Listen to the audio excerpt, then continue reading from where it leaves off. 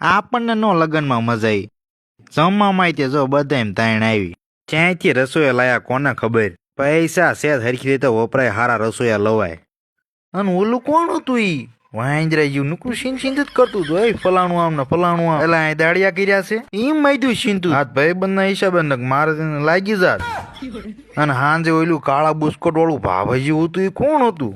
ભલા મણા પી ગયું જે ખાટું ગંધાય વાંદરા ઘોડે ઠેકતું હતું. એવી રીતના પીવાય કોણ લગ્નમાં પ્રસંગ બગાડાય?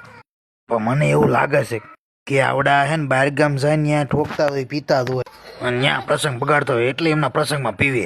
અને બોલો ઊંસો ભય હતો ખબર ઇન ઘરના. હા ભલા માણા ઈ તો લટર પટર તૈયાર થયેલા તાવડી ધોળી કેવાય એવા હતા.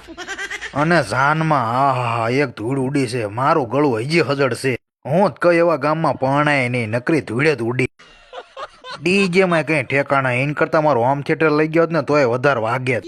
અને હું જ કહું સાફા જેને હારા લાગે ને એને જ બંધાય. ઓલા વરાજન બાપાને કેવો સાફો લાગતો, જાણે ઓલો જાદુગર ને જ હોતો એવો લાગતો. એક ઓલું લાંબા વાળું ખબર ફાટલું ભેંટ પહેરીને આવ્યું નોળિયા જેવું.